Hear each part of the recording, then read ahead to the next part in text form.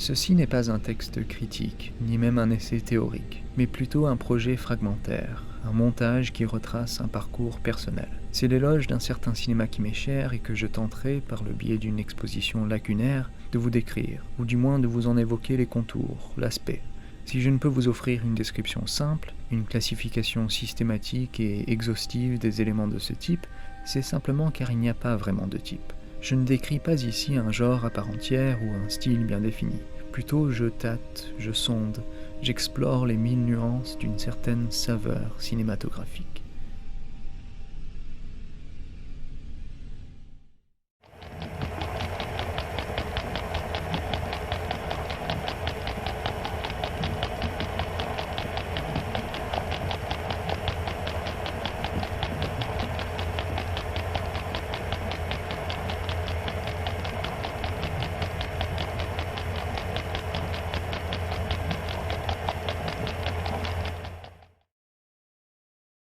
Pour commencer, il me paraît clair que c'est tout d'abord un cinéma qui résiste à l'élan narratif conventionnel. Un cinéma qui, d'un certain point de vue, peut paraître froid ou même lent, parce que c'est un cinéma qui vire dans une autre direction.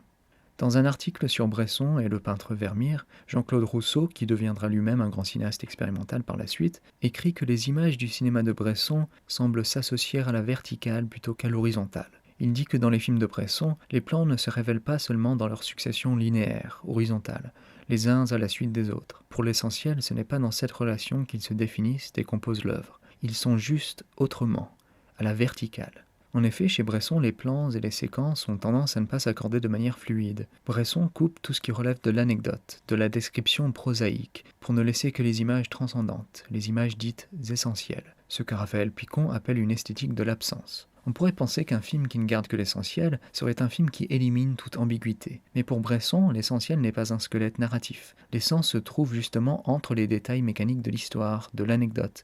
Est inessentiel tout ce qui ne se rapporte qu'à l'utilité descriptive, ce qui ne sert qu'à informer le spectateur des détails superficiels de l'histoire. Chez Bresson, les éléments surgissent souvent sans contexte, et c'est en ce faisant que les plans s'extraient de la linéarité horizontale, pour se trouver une valeur verticale, comme dit Rousseau. C'est-à-dire que les éléments du film sont libres de trouver de nouvelles associations dans l'œuvre. Chaque image contient une certaine monumentalité. L'image existe tout d'abord en soi et pour soi, et non pas juste pour le récit. C'est pourquoi Bresson aime dépeindre les effets sans forcément montrer les causes, ce qui donne lieu à cette esthétique de l'absence, cette approche fragmentaire qui introduit des cassures dans la continuité. C'est très difficile avec un cinématographe qui prend les choses telles quelles, de ne pas les montrer, puisqu'il faut qu'il les montre. Il faut qu'il les montre sans les montrer. J'essaie de ne montrer que certaines parties pour faire deviner les autres, qui est toujours une partie de mystère. C'est dans les jointures, c'est dans les interstices que se trouve la poésie, que se trouvent les choses importantes. Jean-Claude Rousseau dit que les signes présents dans les films de Bresson, au lieu de détailler l'anecdote en remplissant le film, en appuyant la représentation, il le vide et présente ce qu'il ne montre pas. Dans un film plus conventionnel, les éléments du récit et de l'image viennent remplir le film. Ils décrivent et expliquent l'action, rendent explicite l'anecdote du film, éliminant toute ambiguïté. Mais chez Bresson, on avance par voie négative, par allusion à la force directrice du film, dans l'observation des effets de cette force. À la folle, tu mériterais. Dans son recueil Notes sur le cinématographe, Bresson nous dit qu'il cherche à traduire le vent invisible par l'eau qu'il sculpte en passant. Son tout dernier film, L'Argent, nous fournit plusieurs exemples de cette esthétique que j'appelle négative.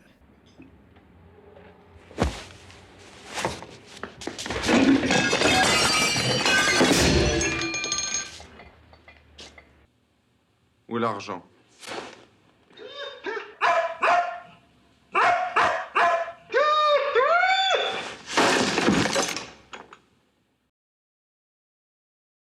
Suivant sa philosophie de l'absence et de la fragmentation, Bresson se focalise souvent plus sur l'action que sur les personnages. Dans L'Argent, des personnages entrent et sortent du récit comme un billet entre et sort d'un magasin, passant de la main du client au commerçant. Les personnages de ce film se trouvent pris dans ce système d'échange, réduits à leur fonction dans ce système. On s'intéresse ici au processus, à l'automatisme du système. Par conséquent, Bresson concentre sa caméra sur les lieux de passage, les espaces transitoires, que ce soit des cages d'escalier ou les portes d'un magasin, d'une prison ou d'une maison labyrinthique. On n'ira pas jusqu'à citer Bresson comme le progéniteur originel de ce type de film. Comme on verra plus tard en citant Deleuze, il y a une grande variété de sources de ce cinéma du vide. Mais si on peut tracer de grandes lignes d'influence dans l'histoire du cinéma, des écoles pour ainsi dire, il y a certainement une école Bresson. Et ma première prise de conscience de cette approche visuelle et narrative fragmentaire fut avec les films d'un cinéaste que l'on pourrait sans nul doute placer dans la lignée de cette école bressonienne. C'est Michael Haneke. Tout comme Bresson, Haneke est fasciné par les plans qui se centrent sur un point d'action ou d'échange, utilisant le cadre comme une lame qui découpe la scène, ne laissant que l'essentiel, ce qui a souvent pour effet de déshumaniser les personnages, ou du moins de les aliéner. Ce découpage est aussi une manière de gérer l'information. Les films d'Haneke sont souvent encore plus impénétrables que ceux de Bresson, livrant le récit par morceaux, par détails. Son deuxième film, 71 fragments d'une chronologie du hasard, est entièrement construit autour de ces ellipses. Chaque fragment nous est montré sans contexte et des écrans noirs viennent délimiter les séquences. Haneke fait du récit un puzzle que le spectateur doit assembler lui-même.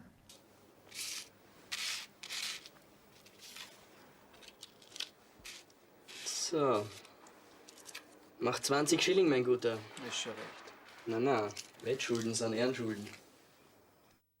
Ma découverte du style visuel de Haneke fut une véritable révélation. J'étais frappé par cette froideur, cette indifférence à l'égard de la continuité claire du récit. Tout était ambigu, énigmatique, sans pour autant me sembler prétentieux. Les choses étaient simplement montrées telles quelles. Un réalisme qui, pourtant, de par le récit lacunaire, évoquait tout de même un sentiment de mystère et même de suspense. Dans son article sur Caché, un des films les plus ouvertement énigmatiques de l'œuvre de Haneke, Lisa Traher nous parle du pouvoir des ellipses et de leur capacité à évoquer des liens cachés ou inconscients entre les images. Elle nous dit: si nous acceptons la proposition de Bazin, que la dimension esthétique de la photographie vient de sa capacité à révéler des réalités, on pourrait dire que la réalité que révèle Caché n'est pas une réalité perceptuelle de l'image visible, mais plutôt la réalité spirituelle de la force des images refoulées qui peut être réactivée par une autre image. La narration du film peut donc être comprise comme un investissement spirituel dans le pouvoir de l'image à s'étendre au-delà des limites du réalisme perceptuel pour activer le réel. Le réel émerge non pas grâce à la présence d'une réalité visible, mais justement par son absence, parce que la narration sous-entend des plans qui ne sont pas visibles à l'écran. Ces absences résultent des ellipses du montage, et c'est en vertu de ces absences créées au montage que les relations entre les images se font voir. En ne nous livrant pas la certitude et la résolution, la conclusion du film nous demande de suspendre notre jugement et de reconnaître ce que nous ne savons pas, et comment l'image, malgré sa capacité à se lier à d'autres images, ou plutôt à cause de cette capacité, résiste à l'interprétation. La dimension politique du cinéma de Haneke n'est pas sans rappeler les films de Jean-Marie Straub et Daniel Huillet, un autre duo de cinéastes clairement influencé par Bresson. D'ailleurs, leur premier gros projet, Les Chroniques d'Anna Magdalena Bach, fut initialement proposé à Bresson car Jean-Marie Straub avait pour intention de faire avec la musique de Bach ce que Bresson avait fait avec le texte de Bernanos dans le journal d'un curé de campagne, c'est-à-dire de se servir du texte original comme matière cinématographique et non pas juste comme support d'adaptation. Mais c'est sûrement leur moyen métrage non réconcilié, paru en 1965, qui ressemble le plus au cinéma de Bresson et par extension à celui de Haneke, dans sa forme et sa construction. En effet, Non réconcilié est sûrement l'un des grands films elliptiques, peut-être même le plus grand. Straub et Huillet éliminent tout ce qui relève de l'anecdote dans le roman de Heinrich Böll, ne laissant plus que l'essentiel. Straub dira lui-même qu'il en a fait un film lacunaire, citant Émile Littré qui définit le corps lacunaire, corps composé de cristaux agglomérés qui laissent entre eux des intervalles. En effet, Non réconcilié semble être un film condensé, cristallin. Il est très difficile de distinguer les différentes époques présentées dans le film à cause de l'uniformité du style et l'enchaînement a priori arbitraire des séquences, ce qui a pour effet de montrer la continuité du passé dans le présent, puisque les différentes générations de cette famille semblent presque coexister, le but étant de montrer la continuité du fascisme à travers les époques en Allemagne. Tout comme dans les films de Haneke, les ellipses provoquent la participation du spectateur dans la construction et la réflexion du film, permettant une remise en question sociale ou politique de la part du sujet. C'est tout le sens de la séquence d'ouverture du Code inconnu de Haneke.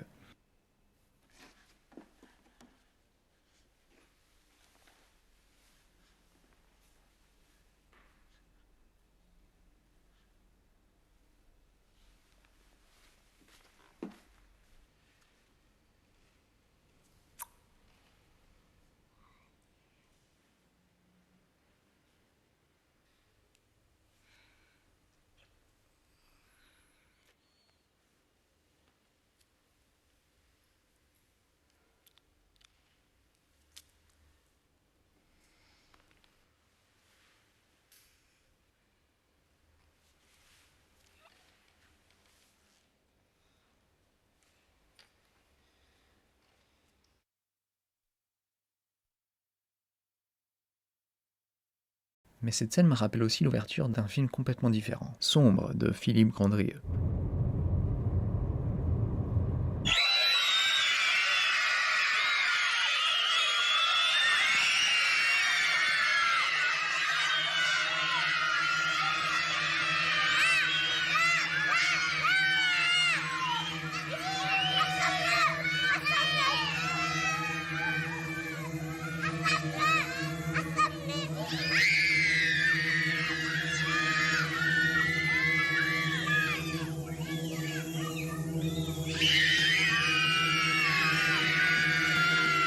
Le cinéma de Grandrieux est beaucoup plus frénétique que la tradition bressonienne, mais tous ces films reposent aussi sur des récits elliptiques, dont les contours et les précisions anecdotiques restent toujours dans l'ombre. Grandrieux dira lui-même qu'il rêve de faire un film complètement spinoziste, qui repose sur des catégories éthiques, la rage, la joie, la fierté, et toutes ces catégories formeraient des blocs purs de sensations, passant de l'un à l'autre soudainement. Le film se ferait une constante vibration d'émotions et d'affect, ce qui nous réunirait tous, nous réinscrirait tous dans cette matière dont nous sommes formés, la matière perceptuelle de nos premières années, nos premiers instants, notre enfance, avant la parole.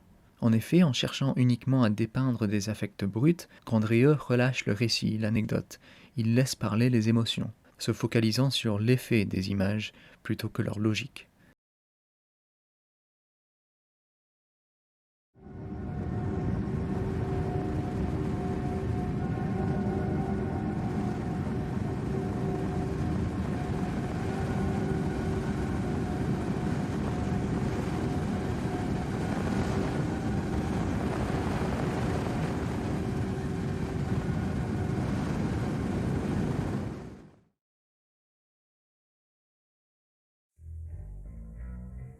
En quoi consiste la révolution, constitutive d'un cinéma moderne?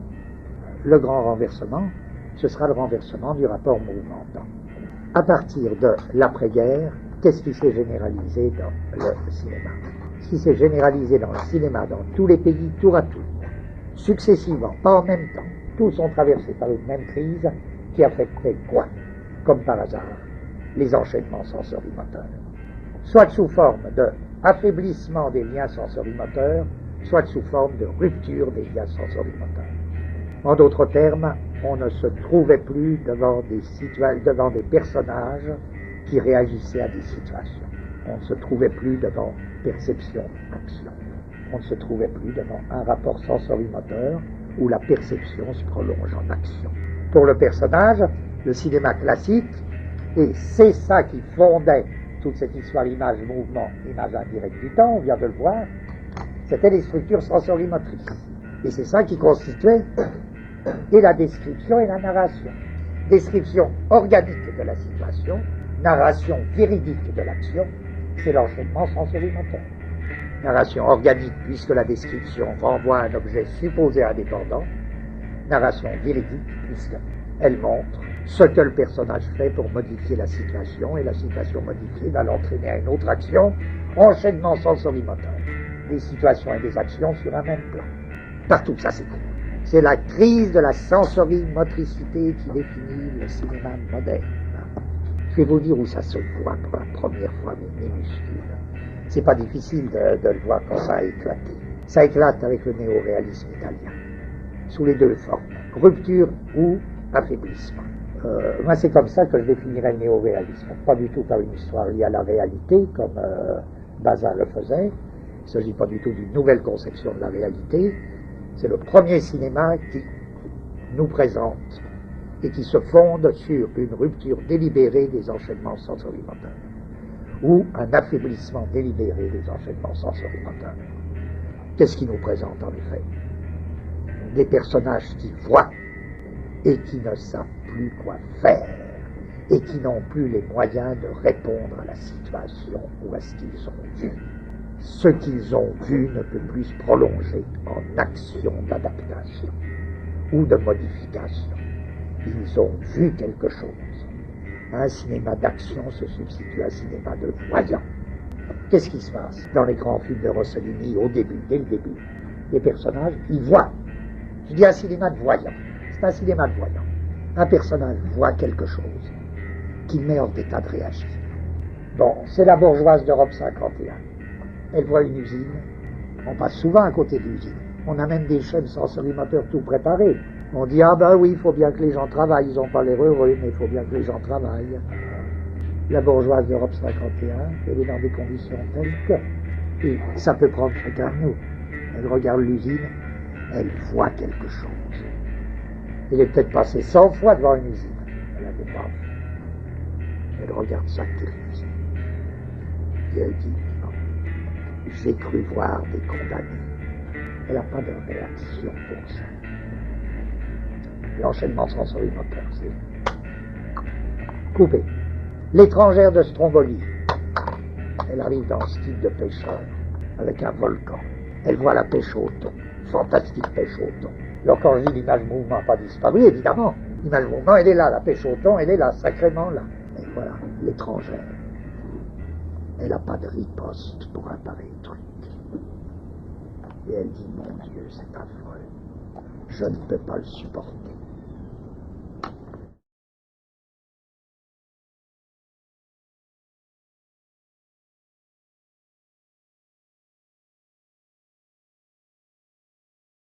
Car il y a les films qui commencent et qui finissent, qui ont un commencement et une fin, qui mènent un récit depuis son premier terme jusqu'à ce que tout soit rentré dans l'ordre et l'apaisement, qu'il y ait des morts, un mariage ou une vérité. Il y a Hawks, Hitchcock, Murnau, Ray, Griffith. Et il y a les films qui n'ont rien de cela, et retournent au temps comme les fleuves à la mer, et qui ne nous proposent à la fin que les images les plus banales, des fleuves qui coulent, des foules, des armées, des ombres qui passent, des rideaux qui tombent à l'infini, une fille qui danse jusqu'à la fin des temps. Il y a Renoir et Rossellini.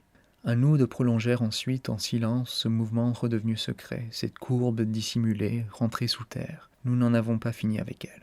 Bien sûr, tout cela est arbitraire, et vous avez raison, les premiers se prolongent aussi, mais pas tout à fait de la même façon, me semble-t-il. Ils satisfont l'esprit. Leur remous nous allège au lieu que les autres nous chargent et nous alourdissent. Et il y a les films qui rejoignent le temps dans une immobilité douloureusement maintenue, qui s'épuisent sans faillir dans la station périlleuse à une cime comme irrespirable. Cela, c'est le miracle, c'est Europe 51. Ce déséquilibre, cet écart des centres de gravité coutumiers, cette apparente incertitude qui vous choque si fort secrètement, permettez-moi d'y retrouver encore la même empreinte, l'asymétrisme de Matisse, la fausseté magistrale de la composition calmement décentrée qui choque aussi le premier coup d'œil et ne révèle qu'ensuite son équilibre secret, où les valeurs jouent autant que les lignes, et qui donne à chaque toile ce mouvement discret, comme ici à chaque moment ce dynamisme retenu, la pente profonde de tous les éléments, toutes les courbes et les volumes de l'instant vers le nouvel équilibre, le nouveau déséquilibre de la seconde prochaine vers la suivante. Et nous pourrions doctement nommer cela un art du successif dans la composition, ou bien de la composition successive, qui, au contraire de toutes les recherches statiques qui étouffent le cinéma depuis plus de 30 ans, me semble avec bon sens la seule invention plastique permise aux cinéastes.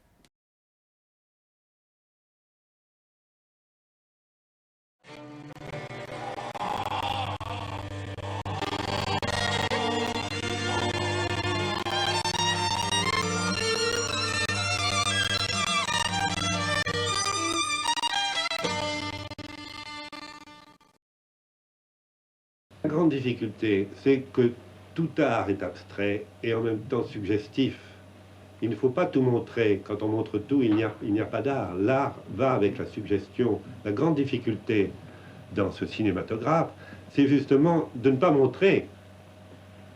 En réalité, le maximum, l'idéal, serait de ne rien montrer du tout, mais ce n'est pas possible. Il faut donc montrer les choses sous un seul angle qui évoque tous les autres angles, mais ne pas tout montrer les autres.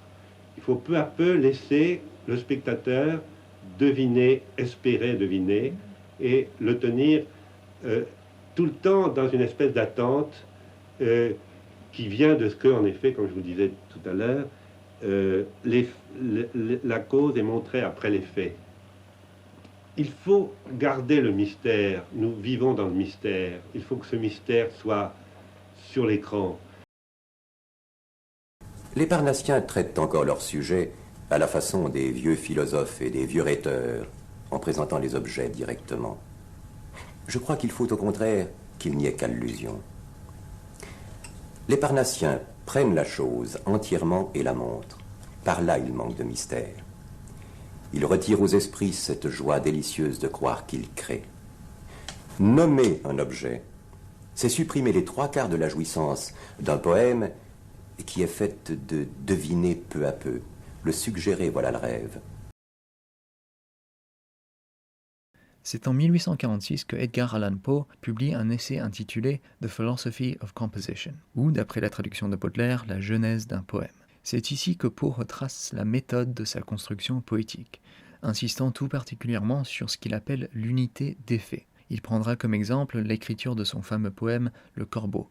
Il nous dit « Il y a, je crois, une erreur radicale dans la méthode généralement utilisée pour construire un conte. Tantôt l'histoire nous fournit une thèse, tantôt l'écrivain se trouve inspiré par un incident contemporain, ou bien, mettant les choses au mieux, il s'ingénie à combiner des événements surprenants qui doivent former simplement la base de son récit, se promettant généralement d'introduire les descriptions, le dialogue ou son commentaire personnel, partout où une crevasse dans le tissu de l'action lui en fournit l'opportunité. Pour moi, la première de toutes les considérations, c'est celle d'un effet à produire. Ayant toujours en vue l'originalité, car il est traître envers lui-même, celui qui risque de se passer d'un moyen d'intérêt aussi évident et aussi facile, je me dis, avant tout, parmi les innombrables effets ou impressions que le cœur, l'intelligence, ou pour parler plus généralement, l'âme est susceptible de recevoir, quel est l'unique effet que je dois choisir dans le cas présent ?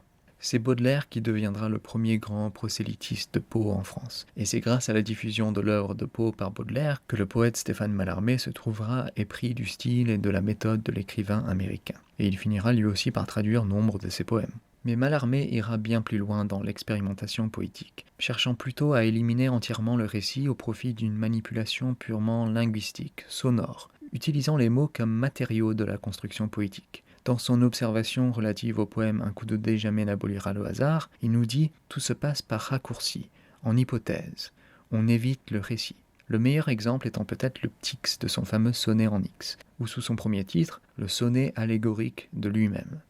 Ces purs ongles très hauts dédiant leur onyx, l'angoisse, ce minuit soutient, lampadophore, main rêve vespéral brûlé par le phénix, que ne recueille pas de cinéraire amphore.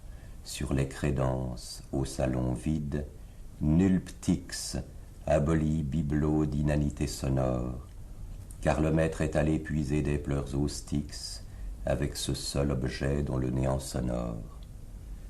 Mais proche la croisée au nord vacante, un or agonise selon peut-être le décor des licornes ruant du feu contre une nyx. Elle, défunte nue en le miroir, encore que dans l'oubli fermé par le cadre, se fixe de scintillation sitôt le septuor. Ici, Mallarmé invente un mot pour la pure satisfaction de sa sonorité. Mais ce n'est pas seulement un jeu de son, c'est aussi un jeu de sens, de signification.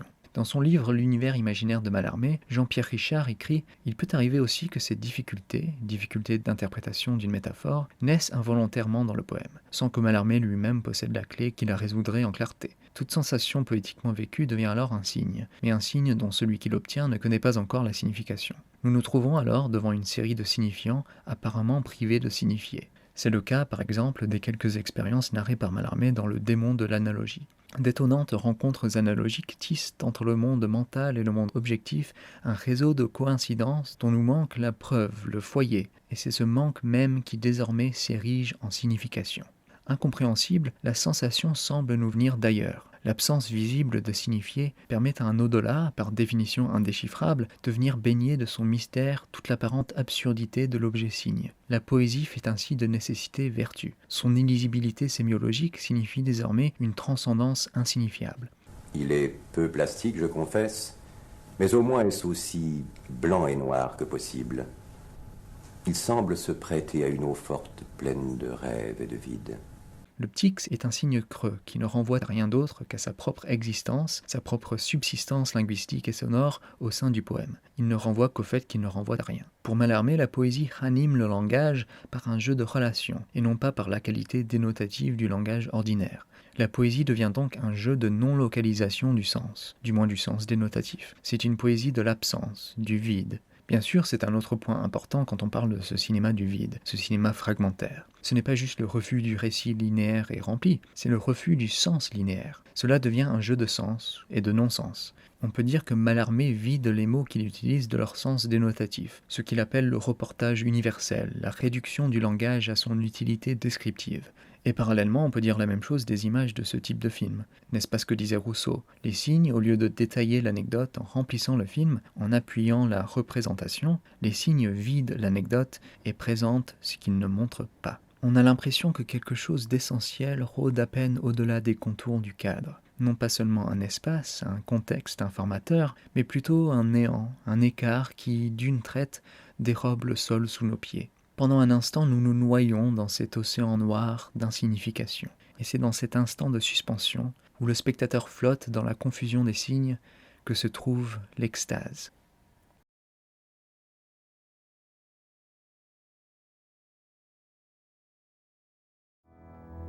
Oui, l'image est bonheur. Mais près d'elle, le néant séjourne. Et toute la puissance de l'image ne peut s'exprimer qu'en lui faisant appel. Il faut peut-être ajouter encore, l'image, capable de nier le néant, est aussi le regard du néant sur nous. Elle est légère, et il est immensément lourd.